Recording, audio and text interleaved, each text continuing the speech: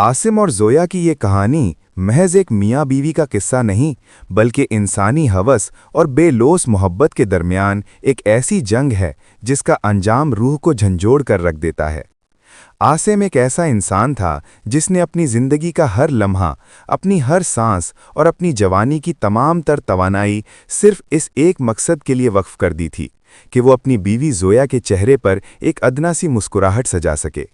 मगर जोया के दिल में मौजूद नाशुक्री का समंदर इतना गहरा था कि वो आसिम की हड्डियों के पिघलने से बनने वाले सरमाए को भी हकारत से ठुकरा देती थी। कहानी के आगाज़ में हम देखते हैं कि आसिम एक दरमियाने दर्जे की नौकरी करता है और अपनी इस्तिताअत के मुताबिक जब भी जोया के लिए कोई तोहफ़ा लाता है तो जोया उसे मुस्कुराहट से वसूल करने के बजाय दूसरों के साथ मुवाजना शुरू कर देती है। वो अक्सर गुस्से में चीख कर कहती कि आसिम, तुम्हारी औकात ही क्या है? तुम मुझे वो ज़िंदगी दे ही नहीं सकते जिसके ख्वाब मैंने देखे थे। तुम्हारे लाए हुए ये सस्ते तोहफ़े और ये मुखलिसाना बातें मेरे पैरों की धूल के बराबर भी नहीं हैं।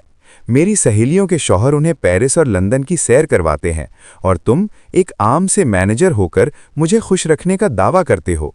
अगर तुम में ज़रा भी गैरत होती तो आज मैं इन बोसीदा दीवारों में कैद ना होती। मैं तो तुम्हारी शक्ल देखकर भी पछताती हूँ। जोया के इन जहरीले जुमलों ने आसिम के दिल को इस तरह छलनी किया कि उसने अपनी इज्जत नफ्स को बालाए ताक रखकर वो सब कुछ करने का फैसला किया जो उसके बस से बाहर था। आसिम ने अपने बाप की कब्र की ज़मीन बेच डाली, अपने भाइयों और बहनों का हक मारा और सूदी कर्ज़ों के ऐसे अंधे कुएं में छलांग लगा दी जिसका कोई किनारा नहीं था। उसने शहर के सबसे महंगे इलाके में एक ऐसा शाहाना महल तैयार किया जिसके हर कमरे में इटली का फर्नीचर और कीमती फानूस लगे थे। मगर इस महल की हर ईंट आसिम की सिसकियों, उसके अपनों की बद्दुआओं और उसकी महरूमियों पर खड़ी थी। जोया इस नए घर में आकर खुश तो हुई, मगर उसकी हवस एक ना ख़त्म होने वाला समंदर थी। अब उसे नई ब्रांडेड गाड़ियाँ, हीरों के सेट और रोज़ाना हाई सोसाइटी की पार्टियों की तलब होने लगी। आसिम इन फरमाइशों को पूरा करने के लिए दिन में 22 घंटे काम करने लगा। उसके गुर्दे जवाब दे रहे थे, उसका चेहरा जर्द पड़ चुका था और वो अक्सर रातों को दर्द के मारे कर्राहता था। मगर जोया को इसकी हालत से कोई सरोकार न था। वो तो बस अपनी चकाचौंध और सोशल मीडिया पर अपनी मसनूई शान दिखाने में मस्त थी। कहानी का सबसे कर्बनाक और दिल दहला देने वाला मोड़ तब आता है जब आसिम की बूढ़ी माँ कैंसर जैसे मूजी मर्ज में मुब्तला होकर अस्पताल के ठंडे फर्श पर दम तोड़ देती है। इसकी वजह यह थी कि आसिम ने अपनी माँ के ऑपरेशन के लिए जो 50 लाख रुपए बड़ी मुश्किल से इधर-उधर से जमा किए थे, जोया ने वो तमाम पैसे आसिम की गैर मौजूदगी में अपने ब्यूटी पार्लर के खर्चों, गैर मुल्की महंगी शॉपिंग और अपनी सहेलियों के सामने वाह वाह करवाने के लिए एक बड़ी पार्टी पर उड़ा दिए थे। जब आसिम अस्पताल पहुंचा और अपनी माँ की लाश से लिपटकर धारे मारकर रोने लगा तो जोया हमदर्दी का एक लफ्ज़ बोलने या अपने गुनाह पर शर्मिंदा होने के बजाय दूर खड़ी होकर अपने नाखूनों का रंग देख रही थी और उसने बेहिसी की इंतहा करते हुए आसिम से कहा कि वो बूढ़ी थी आसिम, उसका वक्त आ चुका था। उनकी गल सड़ती हड्डियों पर लाखों रुपए ज़ाया करने से बेहतर था कि मैं अपने सोशल स्टेटस को बरकरार रखती। मुझे ऐसी मुर्दा लाशों के पास खड़े होकर घुटन होती है और मेरे कीमती कपड़ों से बू आने लगती है। इसे जल्दी यहाँ से ले जाओ और दफना दो।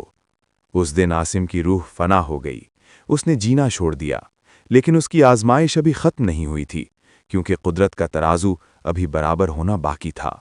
मुकाफ़ाते अमल का तूफ़ान तब शुरू हुआ जब आसिम मुसलसल कई रातों की मुशक्क़त और ज़हनी तनाव के आलम में गाड़ी चलाते हुए एक हौलनाक हादसे का शिकार हुआ।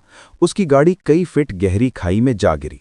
वो जिंदा तो बच गया, मगर उसकी रीढ़ की हड्डी के मोहरे टूट गए। उसकी आंखों की रोशनी हमेशा के लिए चली गई और वो अपनी याददाश्त खोकर एक जिंदा लाश बन गया। जैसे ही आसिम की कमाई बंद हुई और बैंक के कर्जों की किस्तें रुकीं, जोया की जिंदगी का वो सुनहरा महल रेत की दीवार साबित हुआ। बैंक ने एक ही हफ्ते में घर और गाड़ी जब्त कर ली। वो तमाम मुखलिस सहेलियां जिन पर जोया आसिम का खून पसीना लुटाती थी, उन्होंने उसे पहचानने से भी इनकार कर दिया और उसका फ़ोन तक ब्लॉक कर दिया। जोया एक पल में सड़क पर आ गई और उसे मजबूरन एक कच्ची बस्ती के ऐसे तंग और तारीक कमरे में पनाह लेनी पड़ी जहां की छत से बरसात का गंदा पानी टपकता था। वहां वो माजूर और बेहिसो हरकत आसिम को लेकर रहने लगी। उसे अब भूख की शिद्दत से बिलखते हुए लोगों के झूठे बर्तन मांजने पड़ते थे और लोगों के घरों की सफाइयां करनी पड़ती थीं। हर वो लुक़मा जो वो हलक से उतारती उसे वो वक्त याद दिलाता जब वो आसिम के लाए हुए तरह तरह के खानों को ठोकर मारकर कूड़ेदान में फेंक दिया करती थी। अब उसे एक सूखी रोटी के टुकड़े के लिए 10 घरों की तजलील और गालियां सुननी पड़ती थीं। अब ज़ोया की तजलील का वो तवील दौर शुरू हुआ जिसका उसने कभी ख्वाब में भी न सोचा था। उसे अब भूख की शिद्दत से बिलखते हुए लोगों के झूठे बर्तन मांजने पड़ते थे। वो सड़कों की खाक छानती, लोगों की गालियां सुनती और कचरे के ढेर से सूखी रोटियां तलाश करती।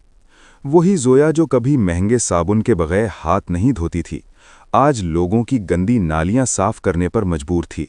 वक्त का पहिया घूमा और ज़ोया की रूह मुकम्मल तौर पर छलनी हो चुकी थी। उसका गरूर खाक में मिल चुका था। वो अब सड़कों पर नंगे पांव लोगों के जूते साफ करती और भीख मांगती ताकि आसिम की दवाई के लिए चंद रुपए जमा कर सके। एक तूफानी रात जब बिजली कड़क रही थी और उनकी झोंपड़ी में पानी भर चुका था, ज़ोया आसिम के साकितो जामिद वजूद के सामने सजदा रेज होकर खून के आंसू रोई और धारे मार मार कर चिल्लाई कि आसिम, मैंने महल मांगे थे मगर मुझे नहीं मालूम था कि उन महलों की बुनियादें तुम्हारे खून और तुम्हारी माँ की आहों पर खड़ी थीं। मैं तुम्हारी मुजरिम हूँ। मैंने एक जीते जागते फरिश्ते को अपनी हवस की भेंट चढ़ा दिया। मेरी नाशुक्री ने मेरा सब कुछ छीन लिया। मुझे मारो आसिम, मुझे ख़त्म कर दो।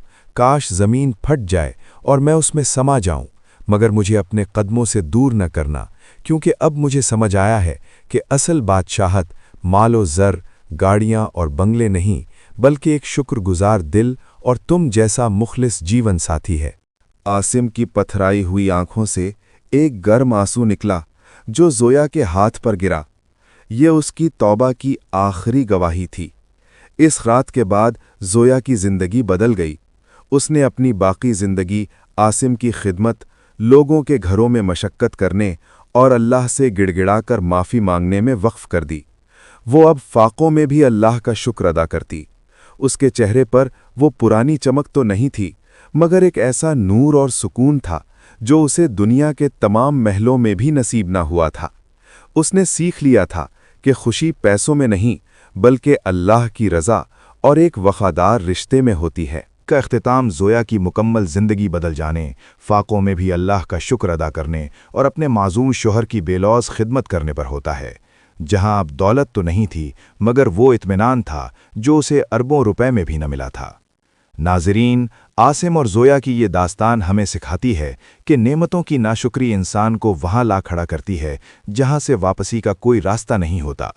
अगर आपको सब्र, शुक्र और इबरत से भरपूर ये तवील दास्तान पसंद आई है तो इस वीडियो को लाइक करें, इसे अपने दोस्तों और रिश्तेदारों के साथ लाजमी शेयर करें ताकि कोई और नाशुक्री की आग में अपना हंसता बसता घर न जलाए।